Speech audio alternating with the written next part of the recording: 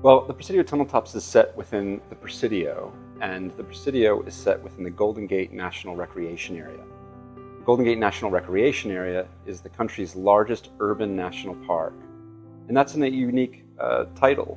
Most national parks are, in fact, in the wilderness of the West, and they're all natural resources, surrounding, or just filled with nature.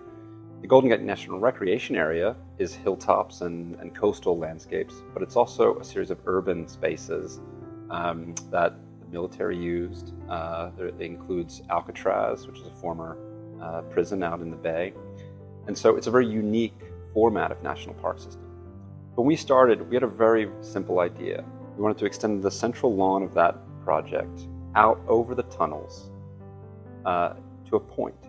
And creating a point, what we called at the time the Presidio Point, with the idea of bringing people out to a position where they could stand in one circle and spin around and see everything. I think what made our task slightly easier given the constraints was because we focused on a very simple design.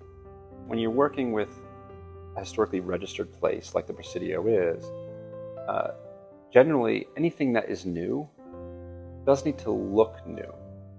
It's not meant, if it mimics the history in some way, it messes up the narrative. But at the same time, when you're working on a park, you want it to feel cohesive. We felt that the landscape, the planting, gardens, and trails could actually be the stitch that blends them together. But what made it complicated was the load limitations. The tunnels are curved on top, and they're long, and the topography on top of that is molded and undulating. And so we needed the 3D model to fully understand how close we were to the constraint. San Francisco, as many in the audience know, is a peninsula in the bay, but the city was built out into the bay. So a lot of the edges of the city are built on what were mudflats historically and wetlands. We're also in a seismic zone. We are susceptible in San Francisco to earthquakes. And so our park is built on top of tunnels, the highway tunnels, which are a solid and large-scale piece of infrastructure. Those tunnels are built on top of what were called stone columns. So basically a bunch of rock stilts that are in the mud holding up the tunnels in place. And so it just takes a long time to prep the ground. We'll start with the driftwood benches because those are surely one of the most popular attractions in the park. The driftwood benches were part of the original concept. We had this idea that we would lay out large sculpted logs on what's called the cliff walk, the pathway at the end of the park, overlooking the bluff and the view.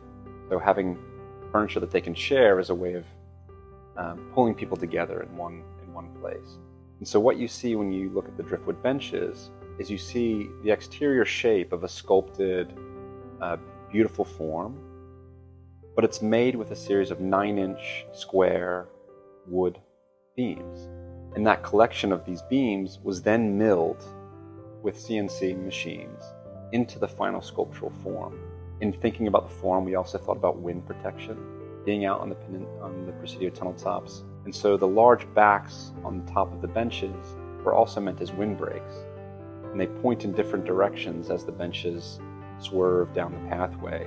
We sculpted the form to do all of that, to be visually beautiful, to be functional and blocking from the wind and supporting large groups of people.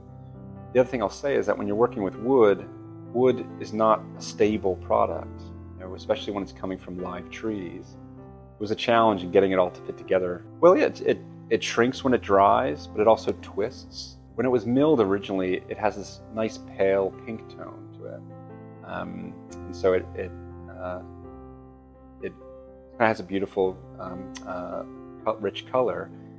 But when it gets exposed to weather, so sunlight and water, it silvers out. They will be used, and they may need to be sanded down occasionally.